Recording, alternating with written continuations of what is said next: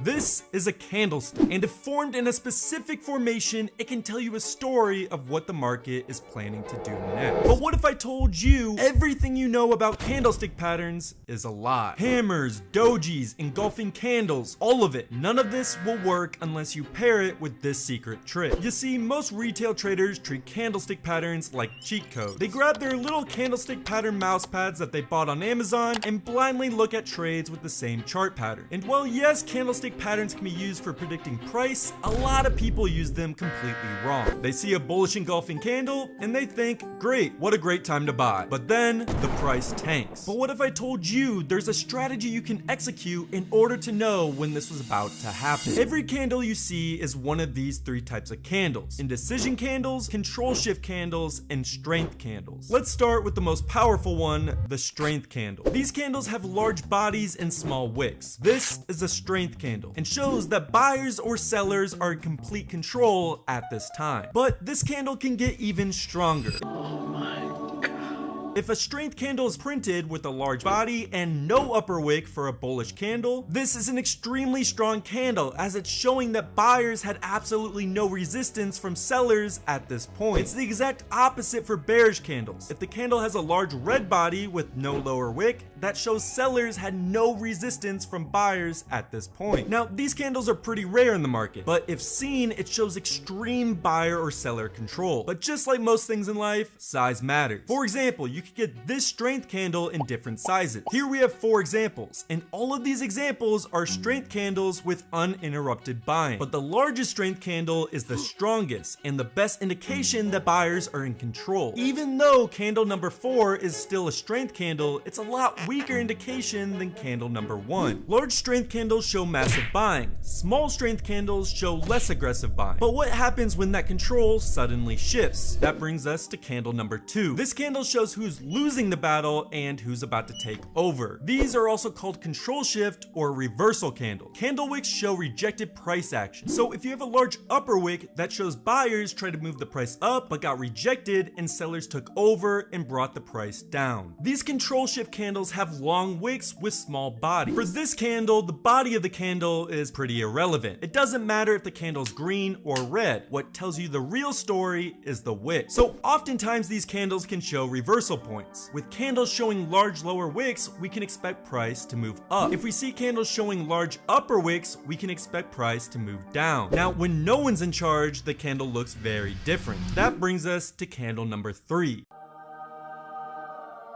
This candle means no one's in control. An indecision candle looks like this. They have wicks on both sides with small bodies. They show equal effort from both buyers and sellers, but no real progress. Now, there's a lot of different ways this can look. It could look like this, this, this, or this. All of these are indecision candles. Main thing you have to remember is there's a small body with equal wicks on either side. People often call these dojis, but these candles usually appear before major breakouts or reversals because the market is trying to decide what it wants to do next, but hasn't completely decided on which way it wants to go yet. You should never trade purely based off these candles, because this candle doesn't tell us who's in control. But when paired with this next candle, that completely changes everything. For example, if an indecision candle is printed, but then directly after a control shift candle is printed, this shows us that buyers have won in the indecision battle, and we can wait for price to do a pullback to this indecision candle and enter here. You can also use it as a clear reversal point. For example, price drops strong down to this area of demand, but right when it reaches it, some indecision candles showed up showing that price is hesitating. And if paired with a strength candle, it can show buyers are starting to step in. But all of this began with the indecision candle showing signs of slowing down the sellers. So let's put all we've learned to the test and do a real life chart example. But before we get into that, let me show you something. I found a new broker, AAFX.com, and this is no ordinary broker. They offer forex, stocks, and crypto. Yes, a 3-for-1. So no matter what silly little thing you trade, they have it. Best part is they have 0% commissions. Yes, you heard me right, 0%. 0% commissions for all of your trades. So unlike most brokers where you have to pay fees for every single trade you take, I mean, really sit down and think about it. If you're taking hundreds of trades, those fees can really add up to where you're paying hundreds if not thousands of dollars. On here, it's absolutely free. Plus, they're available in 176 different countries and fully regulated. If you want to try them out, use the link in my description and you will get unlimited 0% commissions if you use my link.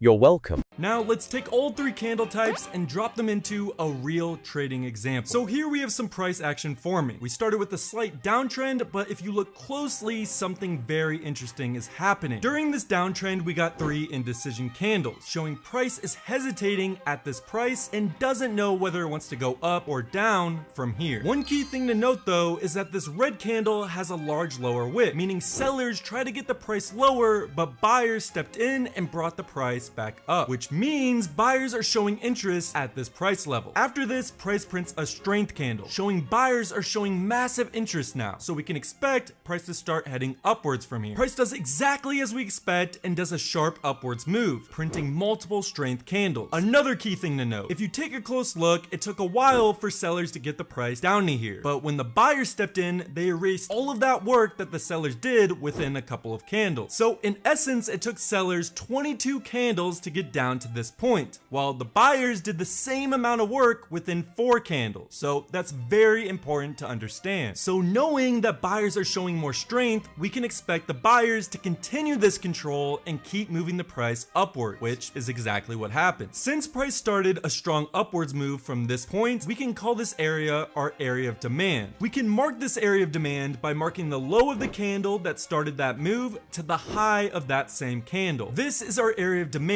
and shows buyers are starting to get interested once price reaches this area. So we'll also keep that in mind for later. The price ends up moving up a bit more and then this candle gets printed, a red control shift candle with a large upper wick. This is saying buyers try to raise the price higher, but sellers came in and brought the price back down, showing sellers have control up here. Directly after that, we have a red strength candle, meaning sellers are confident at this price and are ready to bring the price back down, which is exactly what happens. Now that we have a strong move to the downside, we can mark our area of supply. To do this, we find the start of a strong move downwards and mark the low to the high of the candle that started this move. This is our area of supply and shows that sellers started to take control once price reaches this area. So we'll also keep that in mind for later. Price continues to move down a bit from here. So now we have this setup, and this chart is telling a very clear and interesting story. First, look at the speed the buyers got the price up. They got the price up extremely quick and within only a couple of candles, while the sellers still got the price back down, but the move is much slower and took them a lot of candles to get the price back down. So right off the rip, we can see the buyers have more control during this time. Another key thing to note, price has just hit our area of demand, which, like I said before, a massive amount of buyers stepped into this area before, and we can expect them to do the same thing here. Another key point is while touching this area of demand, a green control shift candle was printed, meaning sellers try to drive the price down below our area of demand, but just like before, buyers stepped in by the masses and took control and drove the price back up. Not only that, but after this control shift candle was printed, a green strength candle was printed directly after, showing even more signs of buyer momentum. So now it's pretty clear that buyers have complete control. So now we have to take advantage of this and find a place to enter. To do this, we're gonna wait for price to come back down to our control shift candle, which is exactly what happened. Not only that, it printed another control shift candle, which is another great sign. We enter once price hits our control shift candle, set our take profit at the area of supply where sellers started to take control, then set our stop loss right below our original area of demand. With this setup, there's no guessing. We have analyzed the chart and found areas where buyers and sellers have complete control. And just like that, price hits our take profit just like we expected. But with all that said, there's a key thing you should understand. You should never enter purely based on a candle. For example, you shouldn't enter purely just because you see a green strength candle. That will not work in the long run. Instead, use these candles as like a book telling a story. You need to find multiple correlations and find areas where buyers and sellers show complete control based based off their candlesticks. Once you find that, you can easily identify the zones where buyers are likely to win and where sellers are likely to win. Implement this in your trading and you will instantly see your take profits getting hit way more often.